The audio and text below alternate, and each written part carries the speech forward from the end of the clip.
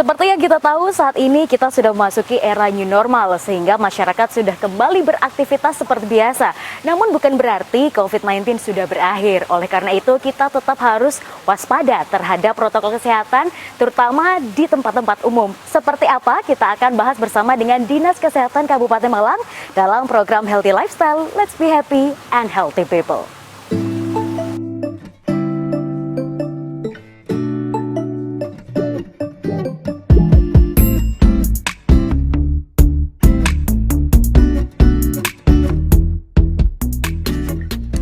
Ya pemirsa, pada segmen pertama kali ini kita akan berbincang dengan Ibu Retno Endarti SKM MMKes. Beliau selaku Kepala Seksi Promosi Kesehatan dan Pemberdayaan Masyarakat Dinas Kesehatan Kabupaten Malang. Seperti yang kita tahu saat ini kita sudah ada di era new normal, tapi bukan berarti protokol kesehatan makin lalai karena kita juga ada beraktivitas di mana saja. Nah, kita akan ngobrol dengan Bu Retno, bagaimana sih seharusnya protokol kesehatan ini dilaksanakan oleh masyarakat. Ibu, bagaimana kabarnya hari ini? Alhamdulillah sehat luar biasa. Alhamdulillah. Terima kasih Mbak Nisa. Baik Bu, nah ini kita langsung aja ngobrolin soal era new normal terutama terkait protokol kesehatan Bu. Bagaimana sih seharusnya masyarakat ini melaksanakannya? Baik, ya. Jadi Bapak Ibu sekalian, kita masih di era pandemi. Jadi kita tetap harus melaksanakan protokol kesehatan dimanapun dan kapanpun berada. Ya, COVID belum selesai, jadi kita dituntut dan wajib harus selalu mematuhi protokol kesehatan di tempat-tempat umum, yaitu misalnya di perkantoran, di pasar, di tempat ibadah, dan sebagainya. Di era new normal, artinya apa new normal? New normal itu kita dihadapkan untuk berperilaku kebiasaan yang baru, adaptasi kebiasaan baru. Ya, kalau dulu kita tidak pernah pakai masker, kita diwajibkan harus pakai masker, menjaga jarak, Mbak Nisa, ya. Seperti sekarang. Kemudian membiasakan cuci tangan pakai sabun dengan air mengalir. Kalau tidak ada air, kita wajib menggunakan hand sanitizer.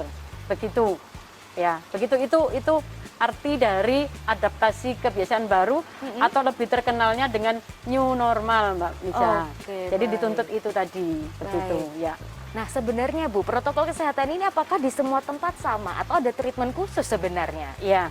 Jadi intinya hampir sama, cuman ada tempat-tempat khusus yang harus melaksanakan protokol kesehatan.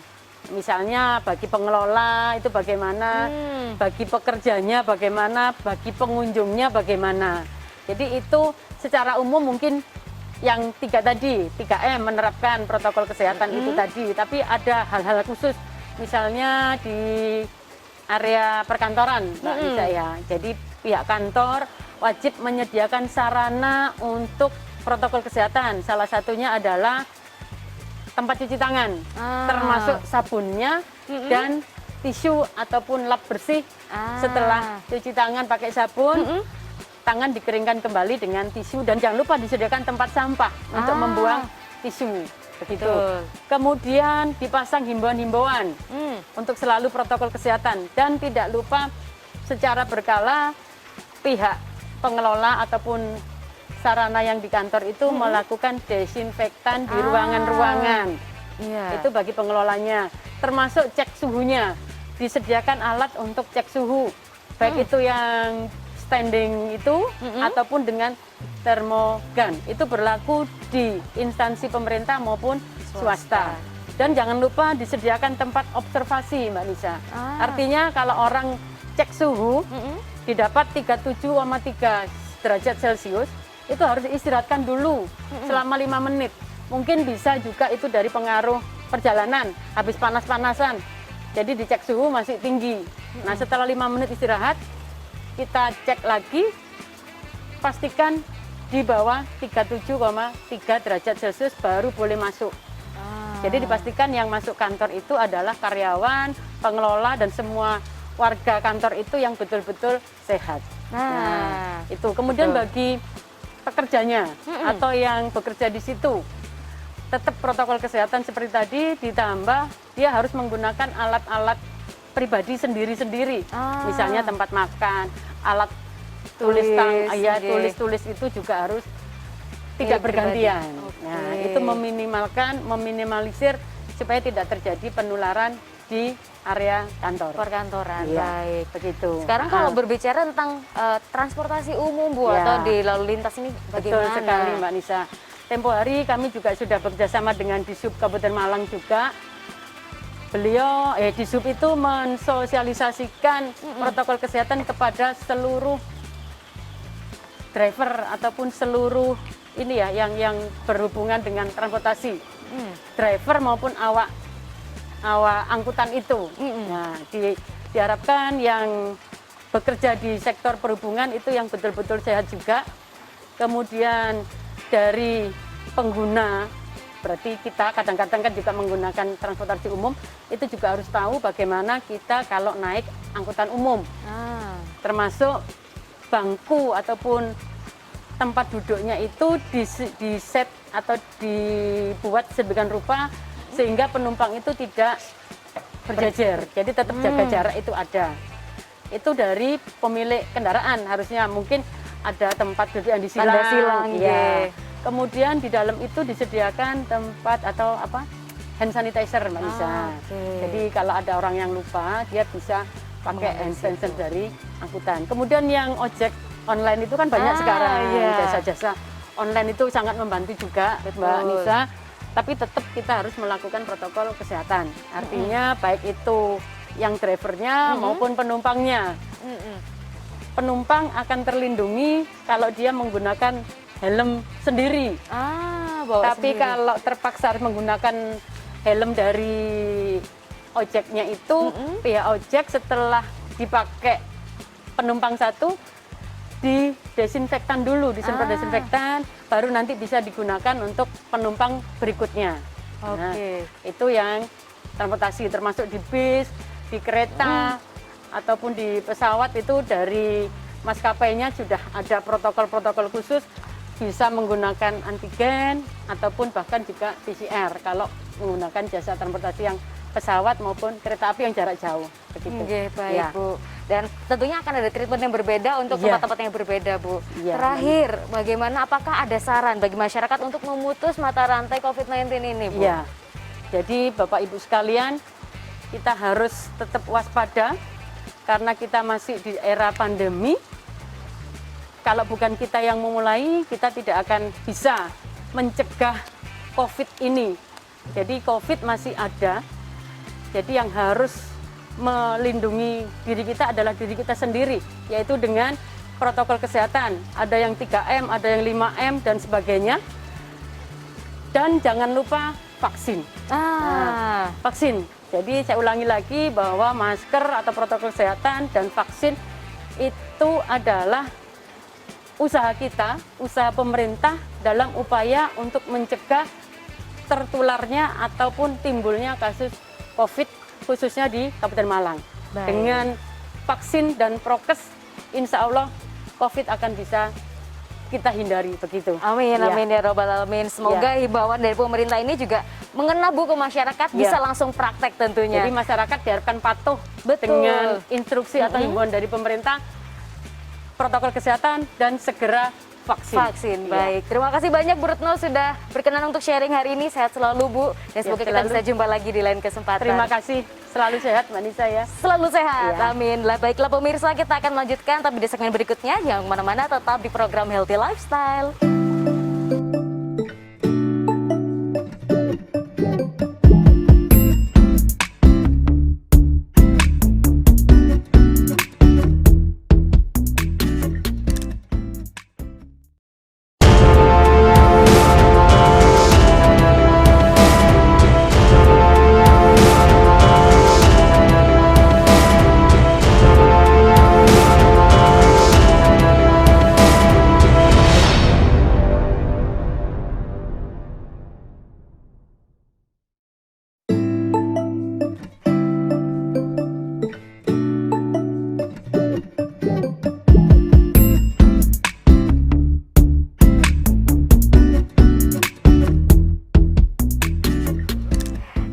pemirsa, kembali lagi bersama kami dalam program Healthy Lifestyle.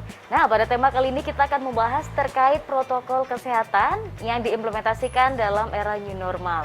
Bersama dengan narasumber kita kali ini yaitu Ibu Hani Didi Gatot Subroto. Beliau merupakan Wakil Ketua Tim Penggerak PKK Kabupaten Malang. Kita sapa terlebih dahulu. Assalamualaikum Ibu, bagaimana kabar hari ini? Waalaikumsalam, sehat luar biasa. Alhamdulillah, semangat sekali. Nampak ceria Bu, dari pakaiannya juga pink. Nggih Bu, nah berkaitan dengan tema hari ini protokol kesehatan. Mungkin masyarakat ada yang sudah paham, tapi ada juga yang bingung. Kalau kita ngomong definisi secara sederhana, protokol kesehatan itu sebenarnya bagaimana sih Bu?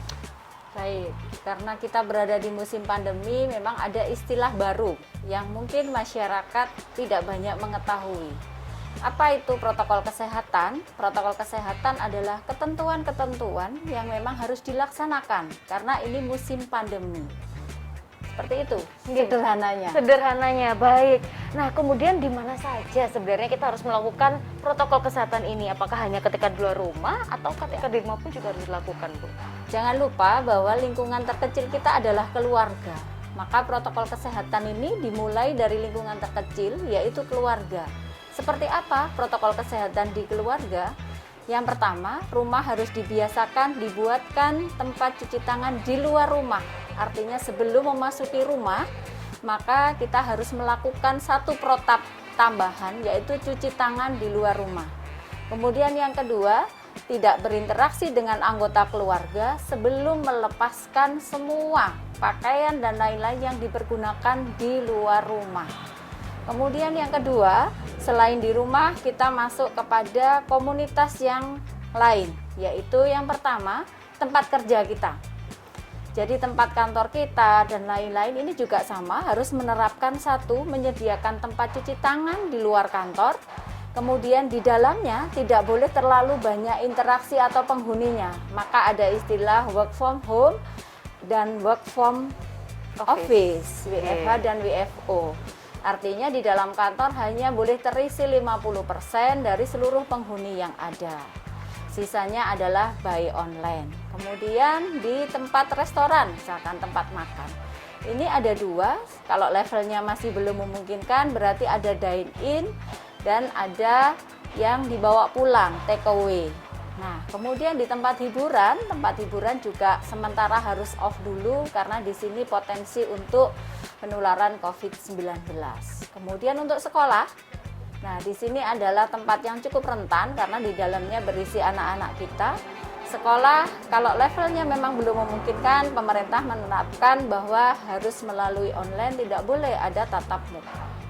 Baik Ibu, ini nampaknya kalau kita berbicara terkait tatanan di masyarakat banyak sekali tempat-tempat yang harus dikontrol. Jadi Ibu sudah menyebutkan ada di sekolah, tempat kerja, tempat ibadah juga nih Bu. Ya. Kemudian apakah ada upaya dari pemerintah untuk melakukan controlling tersebut agar setiap tatanan masyarakat ini sudah melakukan protokol kesehatan?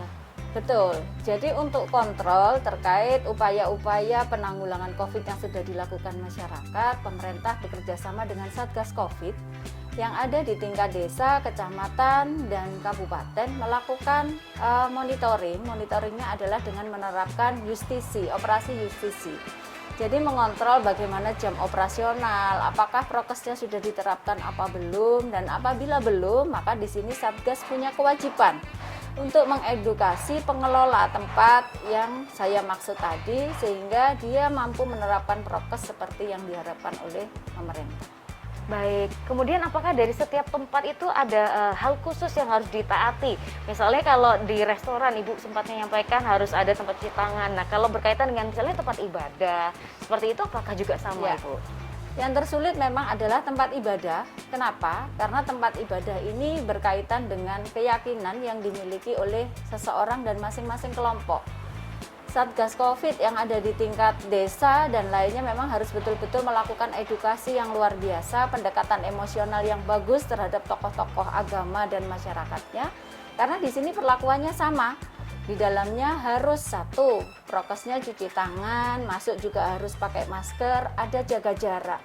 Sementara ini nantinya akan bertabrakan dengan syariat-syariat yang diterapkan oleh satu agama tertentu. Nah, tapi tidak merubah apapun, tempat ibadah juga harus diperlakukan sama, karena di sini juga terjadi interaksi satu manusia dengan manusia yang lain, maka di sini juga harus diperlakukan. Baik Bu Hani, apakah ada tips bagi masyarakat untuk tetap melaksanakan protokol kesehatan selama pandemi ini, Bu? Baik, tips yang harus kita lakukan adalah yang pertama, pastikan diri kita dalam kondisi sehat, melakukan pengukuran suhu, suhunya harus di bawah 37,3 derajat, baru kita boleh berinteraksi dengan masyarakat lain untuk menjamin komunitas yang kita datangi juga sehat seperti kita. Yang kedua, harus menjaga jarak dan waktu kita berinteraksi kita batasi. Setelah selesai, kita langsung kembali ke tempat semula. Kemudian yang ketiga, kita melindungi diri kita dengan membawa peralatan dan perlengkapan pribadi, mulai hand sanitizer, masker cadangan, dan kebutuhan-kebutuhan lain yang menunjang kebersihan pribadi kita. Dan jangan lupa melakukan vaksinasi sesuai dengan dosis yang ditetapkan oleh pemerintah dan di tempat yang disediakan oleh pemerintah agar kita bisa terbebas dari COVID-19. Baik, terima kasih banyak Ibu Hani sudah sharing hari ini. Tetap menjaga kesehatan dan terus sharing kepada masyarakat untuk menggerakkan adanya protokol kesehatan khususnya di Kabupaten Malang. Baiklah pemirsa, kita masih akan berbincang berkaitan dengan implementasi dari protokol kesehatan khususnya di era new normal kali ini. Tapi di segmen berikutnya jangan kemana-mana, tetap di program Healthy Lifestyle.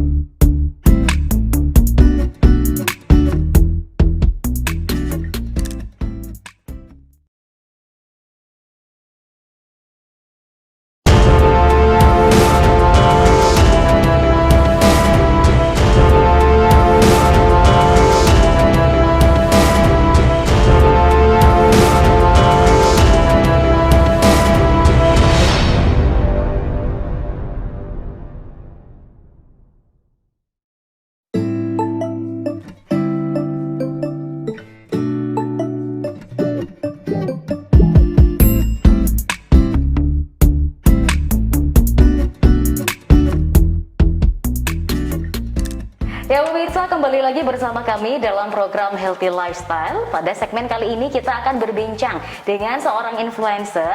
Beliau merupakan Joko Roro Favorit Kabupaten Malang tahun 2018 dan juga menyandang gelar sebagai The New Element of the Year 2020 sebagai The Most Inspiring Movement, yaitu Goldie Sena Prabowo. Kita sapa terlebih dahulu. Halo Mas, bagaimana kabarnya hari ini? Halo Nisa, alhamdulillah luar biasa. Nisa apa kabar?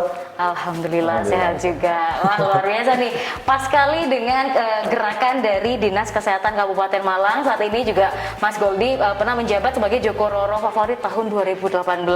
Nah, tema kali ini kita akan membahas mengenai protokol kesehatan Mas, karena masyarakat sudah kembali beraktivitas secara normal. Tapi bukan berarti COVID-19 sudah berakhir. Nah, yang menarik adalah apakah akhirnya di setiap tempat yang kita kunjungi juga harus ada protokol kesehatan. Kalau melihat Mas Goldie sebagai perwakilan dari Joko Roro tentunya punya concern khusus di bidang pariwisata. Nah, bagaimana ini Mas? Silahkan. Oke, sebelumnya boleh mungkin aku lebih kepada sharing mungkin ya, sharing Silahkan. tentang selama menjabat sebagai duta wisata ada beberapa hal pengalaman yang mungkin bisa dijelaskan kepada sahabat BTV juga. Silahkan. Terutama dalam prokes di pandemi ini gitu ya Nisa. Jadi selama menjabat sebagai duta wisata, mendapatkan beberapa pengalaman sebelumnya. Nah, kebetulan ada salah satu pengalaman di mana saya dapat kesempatan untuk berkolaborasi bersama Kementerian Pariwisata Republik Indonesia untuk menjalankan protokol kesehatan dalam bidang pariwisata gitu ya. Karena kebetulan juga saya sebagai duta wisata. Jadi kalau misalkan sharing sedikit mengenai selama pandemi ini, sebenarnya protokol kesehatan ini sangat sudah digencarkan sekali untuk banyak dinas dan juga terutama Kementerian Pariwisata juga gitu ya. Apalagi mungkin dinas kesehatan juga sudah concern sekali dengan isu protokol kesehatan ini. Nah, Kemenpar ini mengajak beberapa influencer dan juga duta wisata di Jawa Timur untuk ekspor wisata, tapi juga kita mengkampanyekan mengenai protokol kesehatan. Oke. Nah, kebetulan di sana kita menjelaskan mengenai adanya program CHSE untuk masyarakat. Jadi CHSE ini merupakan salah satu campaign yang digaungkan Kementerian Pariwisata dan juga Dinas Kesehatan juga pastinya untuk protokol kesehatan di bidang pariwisata saja. Sebenarnya tidak hanya pariwisata kebijakan saya lihat, tapi juga banyak transportasi umum juga harus menerapkan hal tersebut karena memang di pandemi ini kita juga harus menerapkan protokol kesehatan itu. Nah, CHS ini merupakan singkatan dari Cleanliness, Healthy, Safety, dan Environment Sustainability. Jadi kita tidak hanya concern dalam kebersihan, tapi juga kesehatan, kemudian juga pelestarian lingkungan yang berkelanjutan. Nah, pada saat itu memang kita mengekspor pada wilayah Jawa Timur di area Banyuwangi ini saja. Jadi di sana kita melihat pariwisata yang mungkin bisa dibilang belum terlalu dijamah oleh masyarakat luas dan belum tersentuh dengan fasilitas modern gitu ya. Dan di sana adalah Taman Nasional Betiri. Dan yang bikin kita amazed adalah bagaimana mereka masyarakat di sana, terutama pengelola di area Banyuwangi Taman Nasional Betiri, sangat concern sekali dengan CHSE tersebut.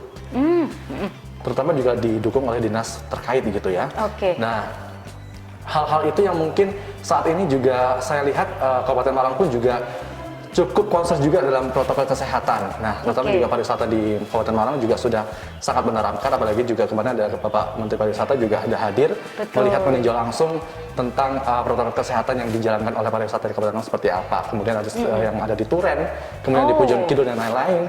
Ini merupakan salah satu pariwisata yang bisa dibilang protokol kesehatannya sangat cukup baik gitu ya, apalagi juga di support oleh dinas kesehatan terkait. Gitu. Baik, kalau ngomong secara detailnya nih implementasi programnya, kan yang biasanya kita tahu itu biasanya ada cuci tangan dan sebagainya, itu kurang lebih juga menerapkan hal yang sama. Ya betul, jadi mulai dari cuci tangan, kemudian cek suhu. Nah, apalagi juga sekarang ada aplikasi Peduli Lindungi. Jadi ditambah hal tersebut, kemudian ada vaksinasi, harus kita menunjukkan surat vaksin dan lain-lain.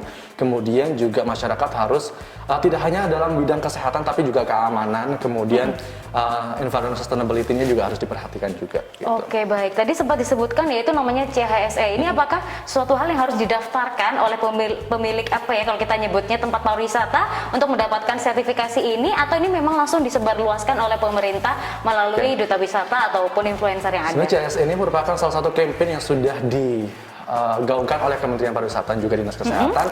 Semua fasilitas umum dan juga pariwisata harus menerapkan CHSE ini. Nah, CHSE ini merupakan salah satu standar yang harus dipenuhi oleh tempat wisata atau transportasi dan lain-lain untuk menjalankan protokol kesehatan. Jadi emang CHSE ini merupakan salah satu unsur yang harus diterapkan saat ini untuk mendapatkan kelayakan bahwa hal tempat ini, tempat wisata ini dan lain-lain harus sudah layak untuk dikunjungi dan lain-lain gitu. Oke, wah ini menarik nih. Berarti yang akan menentukan terkait KPI-nya ini sudah sesuai atau enggak, apakah akan ada tinjauan langsung dari pemerintah seperti itu?